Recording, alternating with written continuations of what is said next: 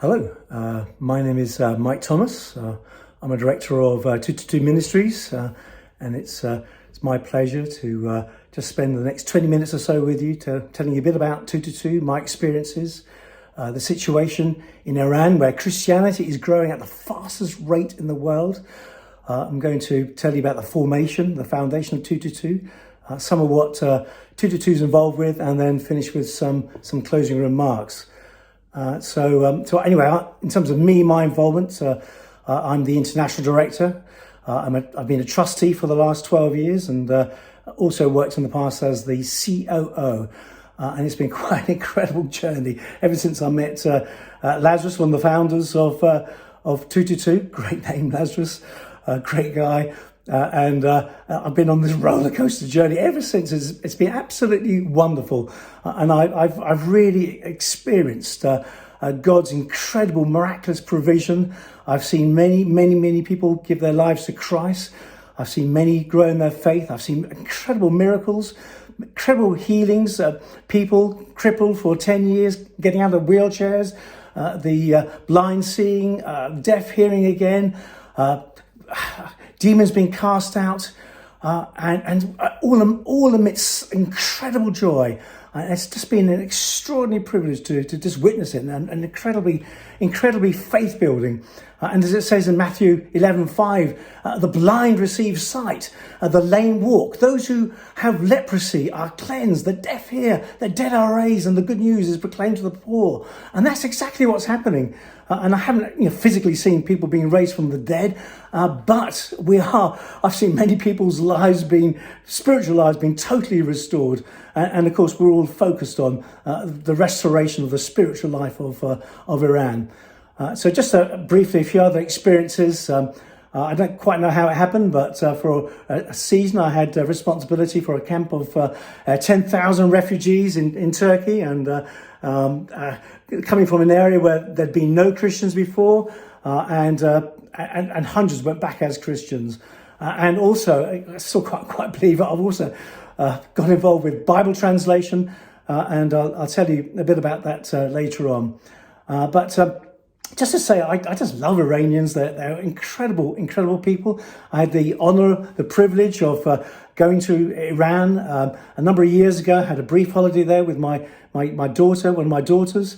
And it's just, I really expected something completely different to what we experienced.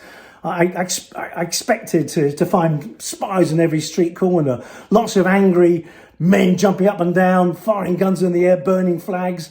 But it was nothing like that at all. They were so hospitable, so friendly, loving, and I'm really looking forward to going back. And I just love their passion, particularly among the Christians, the Iranian Christians in our churches. They have an incredible childlike faith.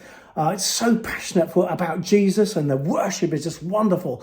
And they just believe that Jesus, God, is going to provide and bring about transformation and change, bring about healing. And guess what? God provides, Jesus provides, and healings take place. So that's just a bit of a snippet about my experiences within 222. And of course, so talk a little bit about Iran now. So of course, Iran is a biblical land. So there are many references to Iran or Persia in the Bible.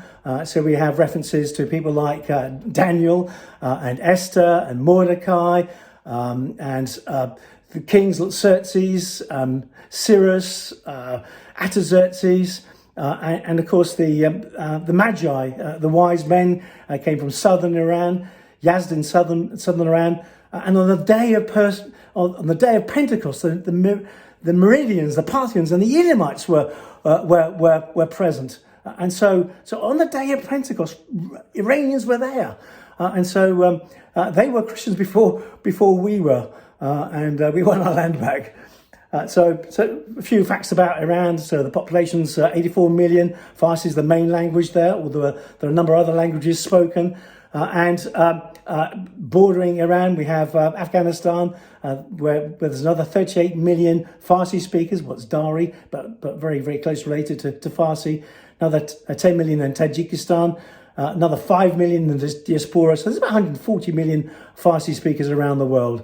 And it's an incredibly corrupt country. So it's the Transparency International Index, corruption index rates Iran 149 out of 180 countries in terms of corruption. It's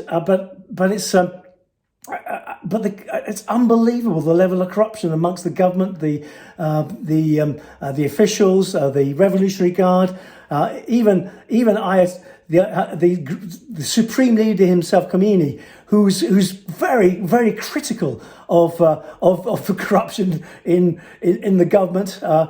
He's expressed that. He himself has amassed a fortune of $94 billion from property he's taken from others. One such person who knows about that is Lazarus. His sisters, when his sister died, probably killed by the regime, they impounded her property. So that's just an example of what happens there. So it's tough. It's tough in Iran. So unemployment is high. So in amongst the youth, the unemployment level is officially 28.4%, but likely to be much higher. Drug addiction is very high. Officially 2.8 to 3 million. And prostitution is also rife. This is legal prostitution, whereby somebody marries someone and just has to say, "I marry you," and they carry out an act, and then they get divorced immediately afterwards. That is really rife in Iran. They are, on the other hand, they are reasonably well educated. There are 5.2 million students there. And they're very tech savvy. They're avid users of social media. And Farsi is the world's fourth largest blogging language. And that's a major opportunity for us, the social media, to just really use that. It's a major potential weapon in our armory to reach out to people. So in terms of the religion, officially, in terms of the government consensus, 99.4% are Muslims. But an independent survey carried out recently of 50,000 people came up with a much lower figure, only 37%. Majority of those were Shiites, and 1.5% Christians. So that brings me on to the growth of Christianity there. It's absolutely phenomenal, the growth there. Open Doors rates it as, says it's growing at the rate of 20% per annum. According to the Joshua Project, there are 1.3 million Christians in Iran. That's 1.6% of the population, so similar to the survey result. 1 million of those are from Muslim background, 300,000 Orthodox Christians, Armenians, Georgians. But just going back to when the revolution took place, the Islamic Revolution took place in 1979. At the time, there were estimated to be 300 to 500 Christians from a Muslim background. So the growth has been absolutely extraordinary. And if it continues at that rate, then Iran will become a Christian nation, essentially Christian nation within 20 years. So that's what we want. We want Iran back. We want Iran as a Christian nation within 20 years. Persecution, though, is incredibly high. So Open Doors ranks it as extreme, the persecution. And Iran is ranked as the 8th worst in the world. Afghanistan is the 2nd worst. So it's tough being a Christian in Iran. I have many stories of people who've been being imprisoned in Iran, and incredible situations happening where Paul and Peter-like situation where many fellow inmates have given their lives to Christ during those situations. But anyway, so a little bit about the formation of 2 to 2. At the time of the revolution, 1979, Lazarus and Maggie, the founders of 2 to 2, were in Iran. Lazarus was a very successful businessman at the time, but they were evangelical Christians, but they didn't see anybody, very few people giving their lives to Christ, despite all their efforts. But they were determined to stay in Iran until after a number of years, they felt God say, "No, I want you to leave Iran. I want you to." Because I think you can be much more effective reaching Iran and Iranians from outside the country. So as a result of that, they left Iran. They ended up in the UK, and after a number of years, they formed two ministries. And why 222? It's because they felt God say, look, I want you to go out there. I want you to teach reliable people and encourage them to go out and spread the word. And they felt God give them the verse 2 Timothy 2:2. And the things you've heard me say in the presence of many witnesses, entrust to reliable people who will also be qualified to teach others. And I have to say, I mean, that's what happens. And I've met many generations of people. Even on one occasion, I met 5 generations in one location, whereby person A had led person B to Christ and discipled them. Person B led person C to Christ, and so on. And apparently the record is 9 generations in one location. So it's quite extraordinary what happens. It's difficult to really judge how many people have been saved over the years, but I think conservatively, we think that's at least 100,000. I say at least, I mean, certainly based on recent figures that we've been collating, that would seem to be a conservative figure. But the key is not so much saving them. Of course, we obviously it always starts with saving individuals, but the key is we need people to go deeper in their faith. So discipleship is absolutely critical, particularly in Iran. So at this point in time, we have churches in 17 nations. We have 53. We have underground churches in 53 cities in Iran. So we've got hundreds of underground churches there, and we've got churches in many of the surrounding nations as well. So there are 15 in Turkey, 5 in Afghanistan, 4 in Armenia.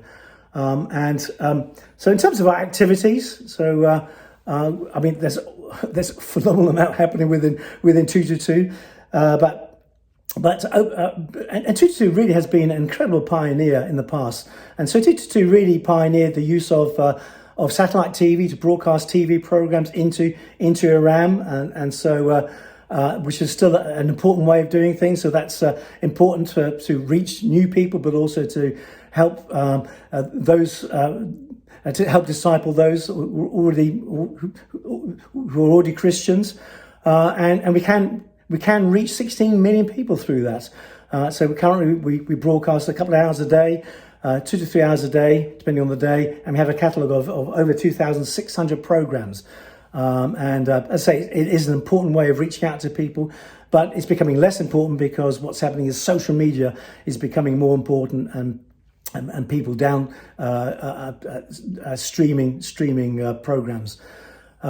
So we have Turkey is also extremely important to us because it neighbours, as I say, it neighbours Iran, but also it can be considered to be an extension of Iran. So in the very near future, later on this year, people will be able to travel from Iran to Turkey without a passport. But Turkey receives 2.5 million visitors from Iran each year, particularly during Nowruz, which is the Iranian New Year. So up to 500,000 visitors hit the streets of Turkey then, and we take real advantage of these people coming to Iran. So each year during a normal year, non-COVID year, we get involved in street evangelism, going out in the streets in 15 cities to preach the good news. And in the last year we were able to do it. 2019, 4,000 people were approached. Most were interested. 200 lives gave their lives to Christ there and then. But we continue to follow up many of them, and that number then from that one period of time grew to 1,000, and so we have a follow-up team that was actually involved in them and others as well, just discipling people, helping people to grow in their faith, and typically the follow-up team has is following up around about 1,000 up to 1,300 people at any given time. Turkey has a lot of refugees as well.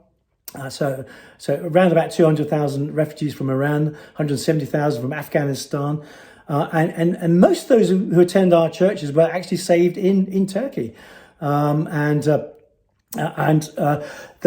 do a phenomenal job as well, also because people leave Iran for all sorts of reasons. persecution is the main one, but also for economic reasons because of the high levels of unemployment. And so our guys in our churches get lots of visitors from Iran, and many of those go back saved. And one couple alone has saved 70 people back in Iran. So we've got 15 churches now, and we're planting more because Iranians are all over the place in Turkey. And we put on lots of events as well. As well as face-to-face training. So in a typical year, non-COVID year, we put on many training events in Turkey. So again, the last full year, we had 1,500 people coming into our training events. Many of those coming from Iran, and we do carry out baptisms in Turkey as well. So 500 in the last full year. But one of the key highlights of the year is our Christmas Joy Party events. So during the last Christmas, we're able to put on events that blessed 708 kids.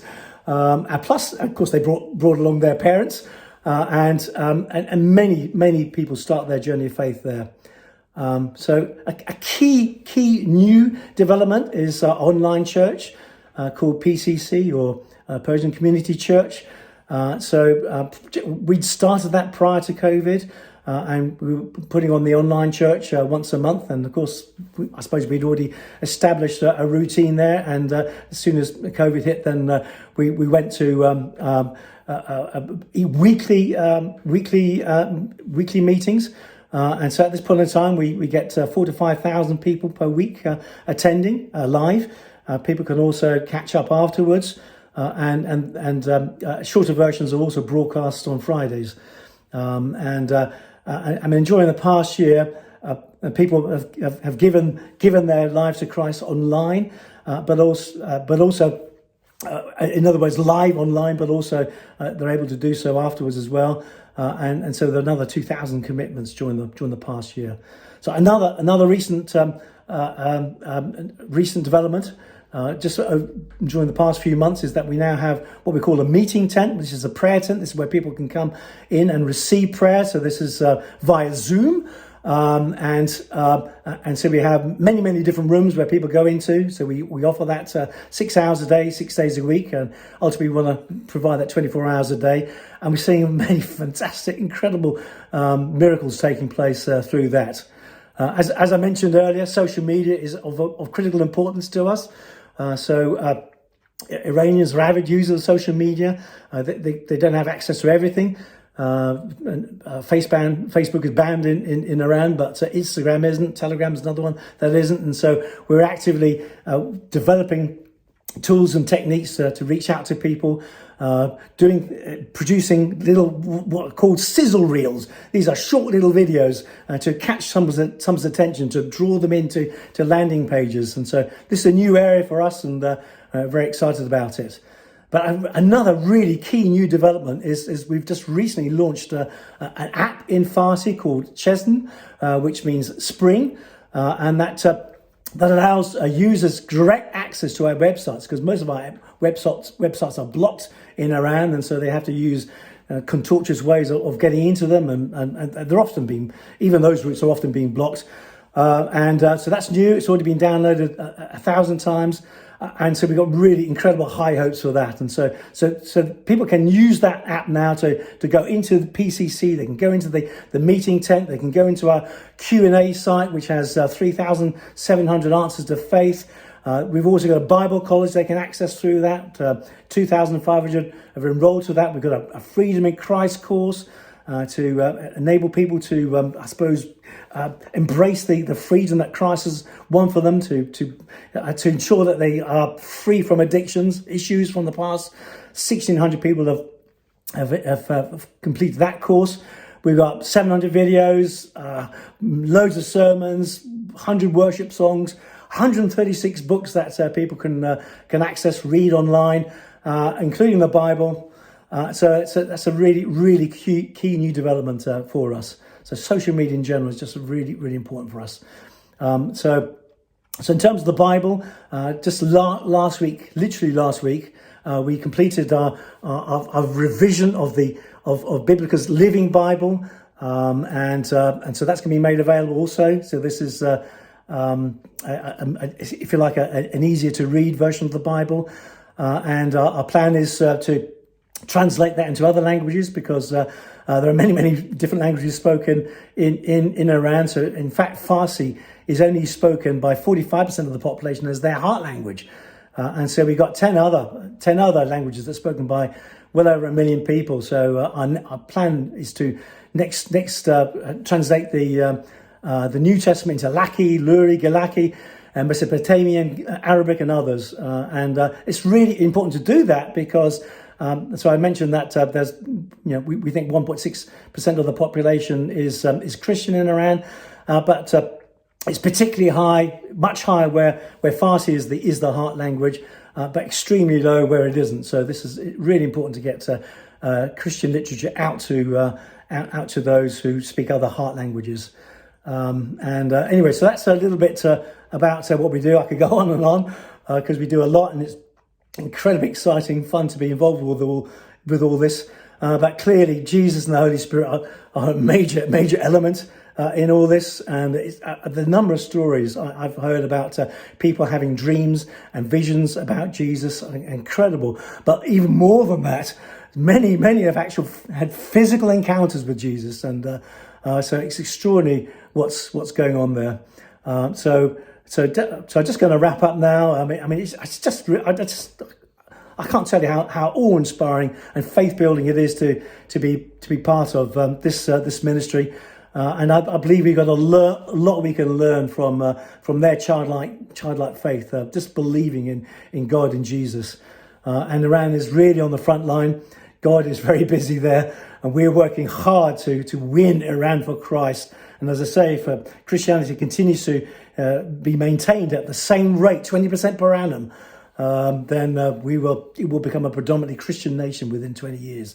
But we do need help and support to enable this to happen. We're extremely grateful for God's provision, but finance is always needed. Prayer is always needed. And we also need expertise. I mean, as I said, we're now embarking on this new journey with social media, but we're not experts on that. So expertise is needed in many areas.